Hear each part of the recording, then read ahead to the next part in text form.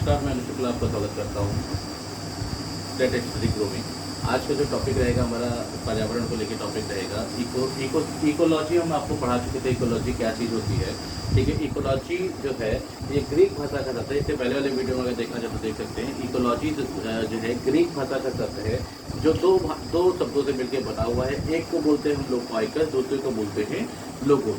ऑइकस का मतलब क्या होता है? रहने का स्थान। वो लोगों का मतलब होता है अध्ययन करना।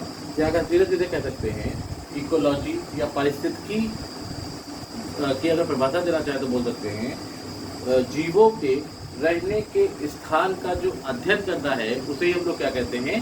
इकोलॉजी कहते हैं, यानी पारिस्थितिकी कहते हैं। पारिस्थितिकी की परिभाषा पूछी जाए, जीवों के रहने के स्थान का जो अध्ययन करना है उसे हम लोग पारिस्थितिकी कहते हैं। अगर बात कर ली जाए पारिस्थितिकी शब्द की सबसे पहले खोज किसने की थी, तो अर्नेस्ट हेकल ने की थी। सबसे पहले अगर पारिस्थितिकी शब्द की सबसे पहले खोज किसने की थी? अर्नेस्ट हेकल ने की थी। कब की थी? 1866 में, यानी 1866 में की थी। 1866 में की थी। और ये जो मान्य है एनसीईआरटी द्वारा जो बताया गया है, एनसीईआरटी द्वारा जो बताया गया है वो बताया गया है पारिस्थितिकी शब्द की सर्वप्रथम खोज अर्नेस्ट हेकल ने की थी। और कब की थी? 1866 में। ठीक है, इसके बाद जो टॉपिक है, इसके बाद जो है हमारा है, इसके बाद हमें पर्यावरण के बारे में, पर्यावास के बारे में पढ़ना है, निकेत के बारे में पढ़ना है, इन सब चीज़ों के बारे में पढ़ना है। तो समझिए पहले पर्यावास और निकेत, ये दो शब्द हो गए। एक हो गया पर्यावास, दूसरा हो गया निकेत। अब अगर इस पर्यावास का हम संविच्छेद कर देंगे तो ये हो जाएगा पर्या प्लस वास। दो चीज हो गई। मतलब पर्यावरण में जो आवास है, जीवों का जो आवास है उसी को हम लोग क्या कहते हैं? पर्यावास कहते हैं। मतलब क्या है? जीवों का आवास, जीवों का आवास ये क्या कहलाएगा? पर्यावास कहलाएगा। अब जीवों का आवास दो प्रकार के हो सकते हैं। जीवों का आवास एक भी हो सकता है और जीवों का आवास अलग अलग भी हो सकता है। समझिएगा, मतलब जो जीवों का आवास है वो जीव का आवास एक भी हो सकता है और जीव का आवास अलग अलग भी हो सकता है। अगर एग्जाम्पल लेके बात करना चाहें, एग्जाम्पल ले लें अगर हम, तो जंगल का अगर एग्जाम्पल ले लेते हैं, अगर हम जंगल का एग्जाम्पल ले लेते हैं तो इस जंगल में शेर भी रहता है, इस जंगल में हाथी भी रहता है, ठीक बहुत सारे जीव रहते हैं। तो मतलब क्या है? इस जंगल में जो है आवास एक है, जीवों का जो आवास है वो एक है। अगर वहीं हम समुद्र की बात कर लें, समुद्र में जो है व्हेल मछली रहती है केवल। और अगर इसकी बात कर ले हम लोग, स्थल की बात कर ले, स्थल पे जो है मनुष्य भी रहता है और जो है और कई सारे जीव भी रहते हैं। तो इस प्रकार हम कह सकते हैं, मतलब पर्यावास का मतलब क्या होगा? जीवों का आवास, जीवों का आवास एक भी हो सकता है, जीवों का आवास अलग अलग भी हो सकता है। एग्जाम्पल अगर जंगल का रहते हैं, शेर और हाथी क्या है? दोनों ही जंगल में रहते हैं। चीता भी जंगल में रहता है, लोमड़ी भी जंगल में रहती है। मतलब बहुत सारे जीव जंतु, एक इनका आवास एक है। ठीक है, अब बात करते हैं निकेत की। अब इसमें देखिए भिन्न भिन्न जीवों का आवास, जीवों का आवास एक हो सकता है। मतलब निकेत का कहना क्या है? निकेत ये कहता है कि भिन्न भिन्न जो जीव हैं इनका आवास तो एक हो सकता है, परंतु इनके जो कार्य करने की क्षमता है वो क्षमता क्या होगी? वो क्षमता अलग अलग ही होगी। मतलब कहने का मतलब ये है, जो जीव हैं, जीव का आवास भले ही एक हो लेकिन कार्य करने की जो क्षमता होती है, कार्य करने की क्षमता, ये क्या होती है? ये अलग अलग होती है। मतलब क्या है? मतलब अभी प्रकार का जंगल में हाथी भी रहता है, शेर भी रहता है। हाथी क्या है? हाथी ज्यादा वेट उठा सकता है, भार उठा सकता है, वही शेर क्या है? कम भार उठा सकता है। तो कार्य करने की क्षमता क्या हो गई? दोनों की अलग अलग हो गई। ठीक, उसी वही चीज निकेत कह रहा है, भिन्न भिन्न जीवों का आवास तो एक हो सकता है लेकिन इसके क्या कार्य करने की क्षमता अलग अलग होती है। इसी जो कार्य करने की क्षमता है इसी को हम लोग कार्यात्मक क्षमता या कार्यात्मक इकाई कहते हैं। जो कार्य करने की जो क्षमता है, ये जो क्षमता है इसी को हम लोग कार्यात्मक क्षमता या इकाई कहते हैं। अब आपको केवल इतनी चीज समझानी थी, अगर पूछ ले जो है जीवों की कार्यात्मक क्षमता किसे कहते हैं, तो जीवों की कार्यात्मक क्षमता कहते हैं निकेत को। याद रखिएगा, अगर पूछ ले जीवों की कार्यात्मक क्षमता किसे कहते हैं, तो जीवों की कार्यात्मक क्षमता कहते हैं निकेत को कहते हैं। ठीक है, इसके बाद हम पारिस्थितिक तंत्र पे आएंगे, इकोसिस्टम पे आएंगे। इकोसिस्टम आप लोग समझा दें, इसके बाद अगला वीडियो। फिर से एक बार समझ लीजिए, पर्यावास का मतलब क्या था। पर्यावास का मतलब होता है जीवों का आवास। जीवों का आवास एक भी हो सकता है, जीवों का आवास अलग अलग भी हो सकता है।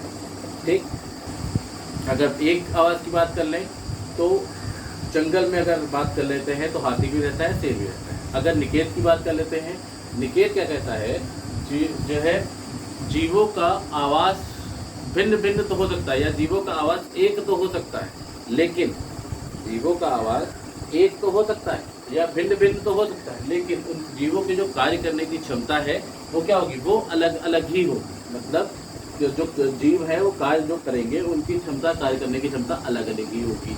ठीक, इसीलिए जो जीवों के कार्य करने की जो क्षमता है उसी को हम लोग क्या बोलते हैं, जीवों की कार्यात्मक क्षमता बोलेंगे या जीवों की कार्यात्मक इकाई बोलेंगे। अगर पूछ लेता है जीवों की कार्यात्मक इकाई हम किसे कहते हैं, तो आपको याद रखिएगा निकेत को बोलते हैं, जीवों की कार्यात्मक क्षमता की इकाई बोलते हैं। अब इकोसिस्टम पे आते हैं।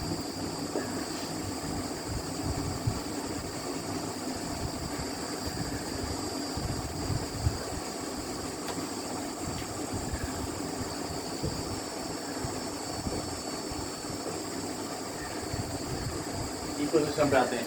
देखिए, इकोसिस्टम का मतलब क्या होता है। इकोसिस्टम का मतलब होता है परितंत्र। अगर हिंदी में बात कर ले तो इसको हम लोग पारिस्थितिकी तंत्र बोलते हैं, इसको हम लोग बोलते हैं परितंत्र, इसको हम लोग बोल सकते हैं परितंत्र, इसको हम लोग पारिस्थितिक तंत्र बोल सकते हैं या परितंत्र बोल सकते हैं। इसी को हम लोग इंग्लिश में बोलते हैं इको सिस्टम बोलते हैं। अब इस इको सिस्टम को दो पार्ट में डिवाइड कर दिया गया है। इस इको सिस्टम को दो पार्ट में क्या कर दिया गया, डिवाइड कर दिया। एक प्रकृति, दूसरा क्या होता है, दूसरा होता है कार्यात्मक क्षमता। कार्यात्मक क्षमता, इसको दो पार्ट में डिवाइड कर दिया। इसी प्रकृति को हम लोग बोल सकते हैं जैविक, इसी कार्यात्मक क्षमता को हम लोग बोल सकते हैं अजैविक। अब अगर हमको इकोसिस्टम की परिभाषा लिखनी है तो हम लोग परिभाषा कैसे लिखेंगे, देखिए, जैविक तथा अजैविक, जैविक तथा अजैविक के मध्य में जो अंतः क्रिया होती है, अंतः क्रिया, जैविक तथा अजैविक के मध्य में जो अंतः क्रिया होती है, इसी अंतः क्रिया का जो वैज्ञानिक अध्ययन किया जाता है, वैज्ञानिक अध्ययन, इसी अंतः क्रिया का जो वैज्ञानिक अध्ययन किया जाता है उसी को हम लोग बोलते हैं परितंत्र बोलते हैं या पारिस्थितिक तंत्र बोलते हैं। फिर से याद रखिएगा, जो पारिस्थितिक तंत्र की पूछने परिभाषा क्या होती है, जैविक तथा अजैविक। देखिए, यहाँ पे जैविक, यहाँ पे अजैविक, इन दोनों के मध्य में जो अंतः क्रिया होती है, इसी अंतः क्रिया का जो वैज्ञानिक अध्ययन किया जाएगा, इसी को हम लोग बोलेंगे इको सिस्टम बोलेंगे। ठीक, समझ में आ गया? एक बार फिर से समझ लीजिए, जैविक तथा अजैविक के मध्य में जो अंतः क्रिया होती है, उस अंतः क्रिया का जो वैज्ञानिक अध्ययन किया जाएगा, उसी को हम लोग बोलेंगे पारिस्थितिक तंत्र बोलेंगे या परितंत्र बोलेंगे, या उसी को हम लोग इंग्लिश में इको सिस्टम बोलेंगे। ठीक, इसके बाद आती है परितंत्र के घटक की, जिसको लेना है, लिखना है या इसको शॉर्ट ले सकते हैं। अब अगला आएगा परितंत्र के घटक। परितंत्र के घटक की बात आती है। परितंत्र के घटक, टाइप ऑफ इकोसिस्टम। अगर इंग्लिश में बात कर लें तो बोलेंगे टाइप ऑफ इकोसिस्टम। तो इसके दो घटक होते हैं, एक होता है जैविक, और दूसरा होता है अजैविक। घटक होते हैं, एक होता है जैविक घटक, दूसरा होता है अजैविक घटक। अजैविक घटक को 3 पार्ट में डिवाइड कर दिया गया, 3 भागों में डिवाइड कर दिया गया है, उत्पादक, उपभोक्ता और अपघटक। इसको 3 पार्ट में क्या कर दिया गया है, डिवाइड कर दिया गया है।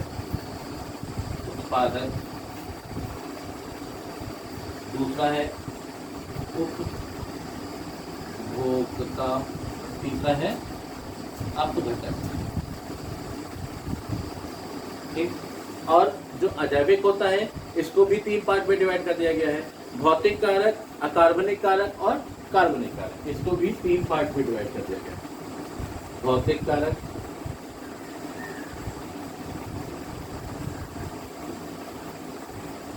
कार्बनिक कारक और तीसरा है अकार्बनिक कारक। इसको भी 3 पार्ट में डिवाइड कर दिया है। देखिए फिर से हम आप लोगों को बता दें, जो टाइप ऑफ इकोसिस्टम्स है, इकोसिस्टम के अगर प्रकार की बात कर ले या भाग की बात कर ले, घटक की बात कर ले, तो 2 घटक होते हैं, एक होता है जैविक और एक होता है अजैविक। जैविक को 3 पार्ट में डिवाइड कर दिया गया है, अजैविक को भी 3 पार्ट में डिवाइड कर दिया गया है। जैविक को उत्पादक, उपभोक्ता और अपघटक में डिवाइड कर दिया गया है, अजैविक को भौतिक कारक, कार्बनिक कारक और अकार्बनिक कारक में डिवाइड कर दिया गया है। ये 3 तरह से डिवाइड कर दिए गए हैं। इसके बाद हम लोग जैविक घटक के बारे में पढ़ेंगे, जैविक घटक के ऊपर पढ़ेंगे, उत्पादक किसे कहते हैं, उपभोक्ता किसे कहते हैं, मतलब उत्पादक क्या चीज़ है, उपभोक्ता क्या चीज़ है और अपघटक क्या चीज़ है, इनके बारे में पढ़ेंगे। फिर अजैविक पढ़ेंगे, भौतिक कारक, कार्बनिक कारक पढ़ेंगे क्या चीज़ है, और अकार्बनिक कारक पढ़ेंगे क्या चीज़ है। ठीक, इनको हम अगले टॉपिक में, अगले वीडियो में आप लोगों के बारे में आप लोगों को शेयर करेंगे। ठीक है, अगर आप लोगों को हमारा वीडियो अच्छा लगता हो तो आप लोग लाइक, शेयर और सब्सक्राइब करना बिल्कुल ना भूलेंगे। ठीक है।